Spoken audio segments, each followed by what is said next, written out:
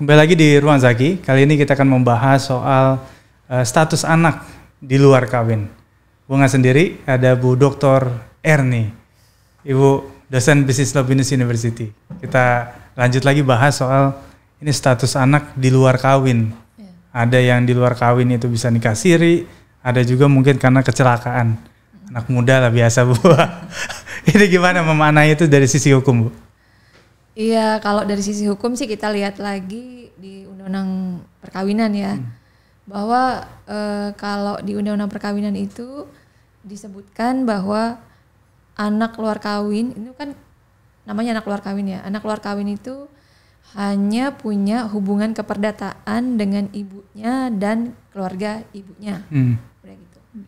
Ini sebenarnya juga kalau kita flashback lagi ke belakang ya Pak Zaki ya, itu sebenarnya apa yang diatur oleh Undang-Undang Perkawinan itu sudah lebih maju lah dibanding bukan lebih maju ya, lebih punya kepastian hukum bagi si anak dibanding kalau kita merujuk pada KUH Perdata. Karena sebelumnya kalau kita pakai BW, maka anak yang lahir di luar perkawinan itu berarti dia itu kalau ayah dan ibunya itu pengen mengakui dia sebagai anak harus melalui proses pengakuan dulu, gitu ya. Jadi meskipun itu ibunya, gitu ya. Jadi si ibunya itu harus melakukan satu perbuatan hukum dulu, yaitu melalui pengakuan. Nah, sementara ketika Undang-Undang Nomor 1 Tahun 74 itu diundangkan, si ibu ini nggak perlu melakukan satu upaya dulu ya, upaya terlebih dahulu, tapi secara otomatis ketika si anak ini lahir dari seorang wanita, maka dia langsung punya hubungan hukum keperdataan dengan ibunya dan keluarga ibunya. Seperti itu. Itu yang diatur di Undang-Undang Perkawinan sebelum kasus ya ada penyanyi terkenal pada era Orde Baru ya pada waktu itu yang kemudian meminta keadilan bagi anaknya. Ya mungkin orang semua udah tahu ya siapa ya. Kayak gitu. Nah, kemudian setelah judicial review-nya diterima oleh Mahkamah Konstitusi dan kemudian diputuskan oleh Mahkamah Konstitusi, baru kemudian kita harus membaca pasal dalam Undang-Undang Perkawinan itu secara berbeda, bahwa selain dengan keluarga ibunya dan selain dengan ibunya dan keluarga ibunya, maka si anak ini akan punya hubungan keperdataan dengan ayah biologisnya dan keluarga ayahnya itu asal bisa dibuktikan dengan teknologi lah seperti itu. Ilmu pengetahuan. Ya, ilmu pengetahuan dan teknologi. Tes DNA. Ya, sebenarnya itu ya tujuan. Pertanyaannya Bu, ini ada pertanyaan banyak nih. Kalau suami atau bapaknya nggak mau di tes DNA gimana Bu? Ya kan mau nggak mau harus mau sih, karena kan nanti itu kan diajukan kan lewat pengadilan, kan bisa minta penetapan pengadilan kan. Itu kan sebenarnya itu yang memohonkan siapa? Ya pasti ibunya lah. Oh, istrinya atau ibunya dari si anak. Atau bisa jadi kalau menurut saya ya itu kan secara ini belum ada ya, tapi kalau anaknya mungkin belum dewasa ya bisa jadi kan ibunya itu kan sebagai pemegang kekuasaan orang tua bisa mintain lah. Tapi kalau misalnya ternyata mangkir laki-lakinya itu gimana? Artinya dia emang ngilang aja udah? Itu agak susah itu Pak. Iya, berarti kan artinya putusan MK itu baru bisa berjalan ketika memang ada respon, ada acceptance kan dari si laki-laki. Oh ya udah, saya akan tes gitu kan, DNA gitu. Kalau dalam penafsiran saya gini, ketika ini bukannya bukan satu ketentuan yang tidak bisa dilaksanakan ya. Kalau menurut saya gini, kalau si anak ini untuk kepentingan si anak, ini untuk sebenarnya itu hak dari si anak ya, dan hak ini dilindungi oleh konstitusi. Nah kemudian kalau misalnya hak si anak ini ingin diakui, ingin mendapatkan pengakuan dari si ayahnya, maka mau nggak mau proses itu kan harus jalan, gitu ya. Kalau menurut saya gitu, jadi suka atau tidak suka ya si ayah harus mau gitu kan, karena ini hubungannya dengan proses hukum kan, gitu.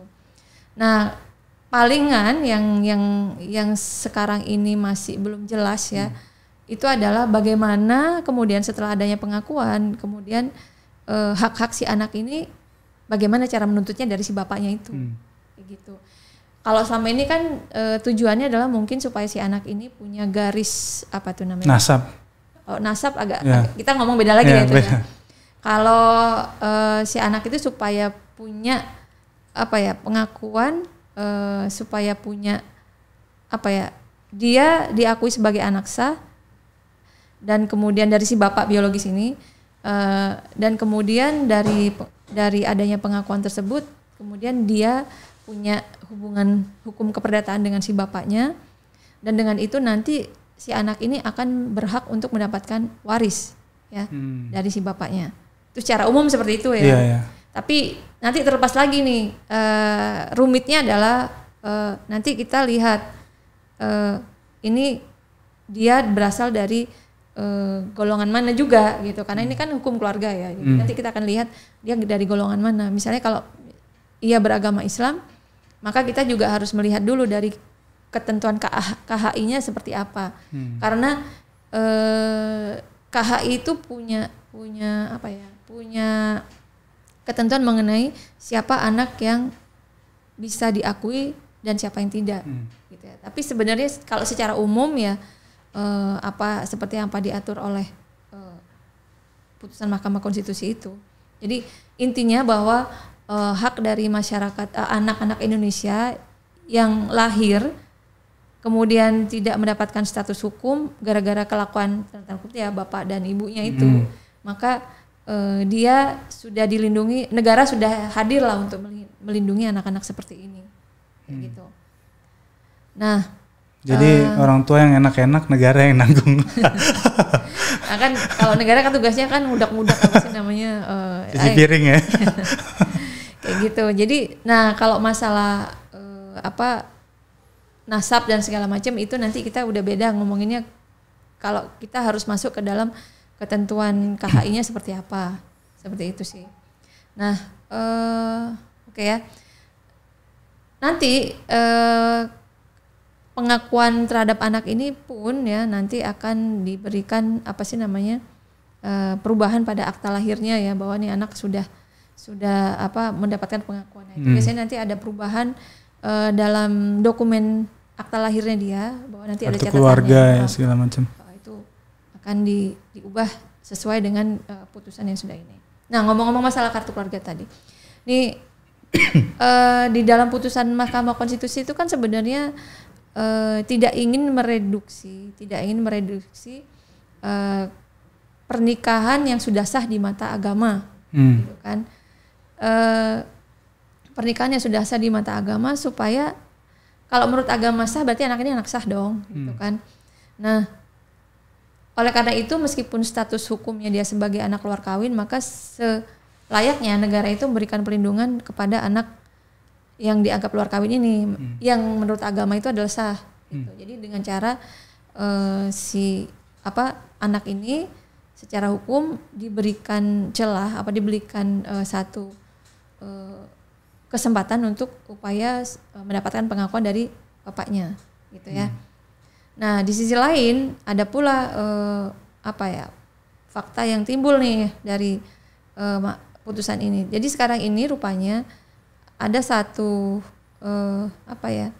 upaya dari Kependudukan dan Catatan Sipil itu untuk membuat satu kartu untuk orang yang sudah nikah siri.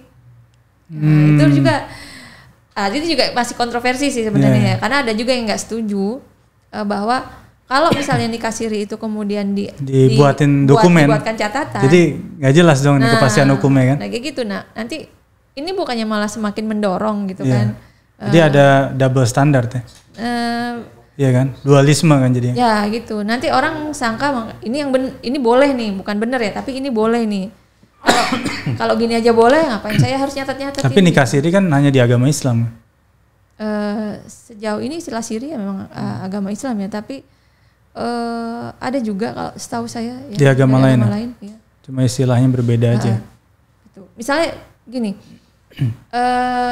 kalau istilah siri mungkin itu dari Islam ya, tapi kalau nikah sah yang tidak dicatatkan itu secara adat juga ada. Jadi orang yang menikah secara adat, tetapi bisa jadi karena dulu kan ada kita kan rame-rame agama dan kepercayaan yang masuk dalam kolom KTP. Nah ini bisa jadi di pernikahan tidak bisa masuk ke dalam administrasi yang tersedia sampai dengan saat ini. Jadi akhirnya mereka hanya bisa nikah secara adat itu tadi. Nah itu juga termasuk dalam kesulitan ini juga gitu. Kayak gitu sih Pak Zaki. Jadi artinya ide soal membuat kartu keluarga nikah siri itu juga harusnya bisa dicegah oleh negara agar tidak menimbulkan tadi ya dukungan yang bercorak dualisme. Iya. Sehingga menimbulkan ya akhirnya ya udahlah gini aja udah oke kok sah gitu kan. Karena juga dikhawatirkan ya bahwa nikah siri itu terjadi ini ada pendapat ya yang bilang bahwa siapa tahu nih di antara si laki-laki atau si wanita itu statusnya belum jelas.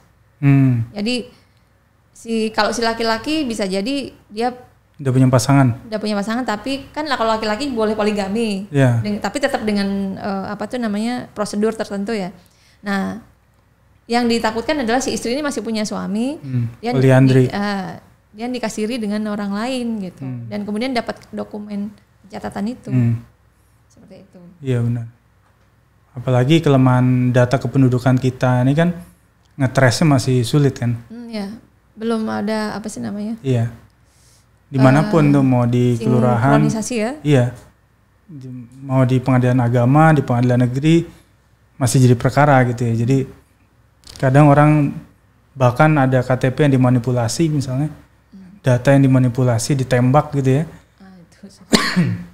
Itu pun bisa juga diterima-terima aja gitu. Akhirnya menimbulkan masalah di kemudian hari. Ya. Itu memang kesulitannya. Jadi rupanya hukum orang dan keluarga ini punya kerumitan tersendiri ya dalam ranah hukum perdata ini. Nah masalahnya kan tidak semua, kan kita punya spesifikasi masing-masing ya. Untuk bisa masuk ke lebih dalam lagi, ya barangkali Pak Zaki harus mengundang ahli yang lebih spesifik lagi. Siap, terima kasih banyak Bu Erni atas sharingnya. Sampai ketemu lagi di Ruang Zaki berikutnya.